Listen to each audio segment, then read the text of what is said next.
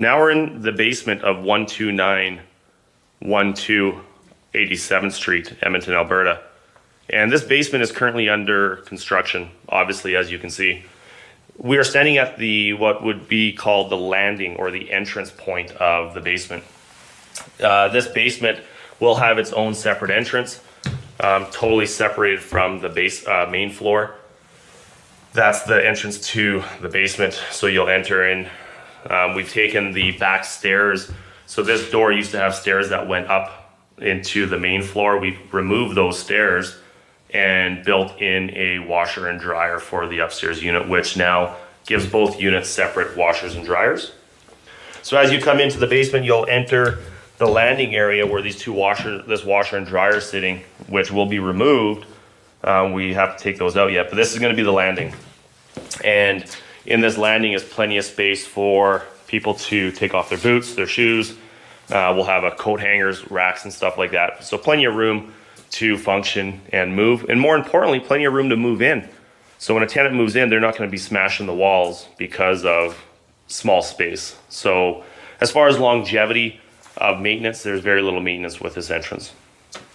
So as you enter into the basement, the first thing you're going to see is furnace. This is a Lennox furnace.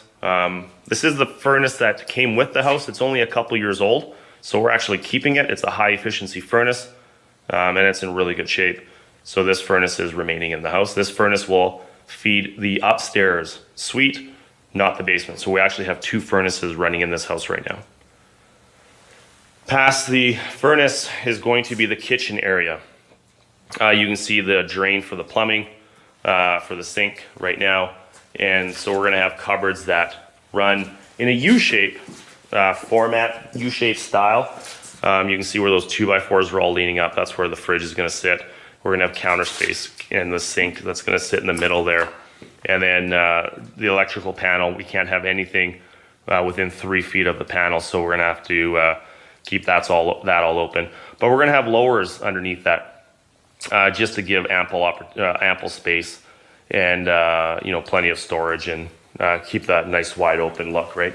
So as we pull back, you can see that there's lots of room, open kind of feeling concept. On the just on the other side of the kitchen, we have where we're gonna have the washer and dryer. So where that ladder is, just on that back wall is where we're gonna have all the washer and dryer. And you can actually see the plumbing has already been done for the washer and dryer. We've also installed a sump pump in all the houses. We do sump pumps. Once again, it's all about prevention. It's all about doing it right and doing it before it floods, right? It's better to be proactive than reactive. In a lot of cases, people will tend not to do that stuff because of cost. But what we need to all understand is the cost down the road will far outweigh the cost of doing it now if the basement floods. So from the kitchen, you're gonna enter into the living room. There was a concrete footing in this house. So what we did is we brought in an engineered beam. You can see the engineered beam properly supported and braced. We have an engineered beam and we actually opened it up. So now there's this open feeling, open concept walking into the living room. There is the other furnace, which is gonna power the basement suite. To meet code for new development, you need 2 separate heat sources for a legal suite for new construction, and that's what we're doing here.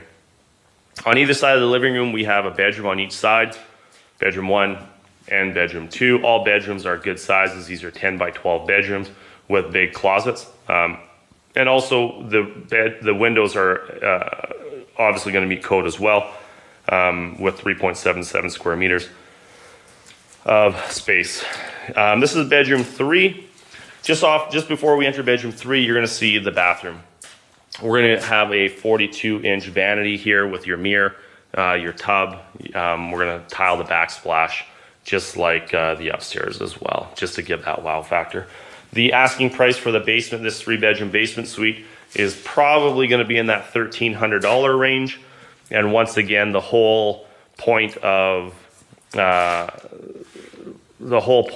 renovating a basement suite and asking high rent is to you want to give people a good place to call home, and if you give them a great place with all things done and taken care of, getting that $1,300 price range is very achievable and doable. And once again, when you renovate a house, and if you want top rent for that house, it's very important that you eliminate all reasons why they would not take the house, as opposed to having them walking through the house in the basement. They know the price is $1,300, but they walk through and they nitpick it and find all these things. It's old, it's not renovated, and so on and so on. So all of a sudden they start dropping the value of the house, which is not what we're after. So keep on watching. I'm gonna keep on posting progress reports via video on the next stages. Next we have we're gonna start. We're gonna insulate all the walls with R12. Code is R8. We're gonna go R12. But not only do we do all the walls, we'll also insulate the floor joists. And the reason why we do the floor joists is because it helps with soundproofing. So we'll soundproof the ceiling, the floor joists, and it just helps dampen obviously the noise between tenants. And the reason why we do that, one thing I found over the years, it's all about preventing potential problems that may arise with tenants. And one of the common complaints from basement tenants is noise. And we find that when we insulate the ceiling, those complaints drop by probably about 70%.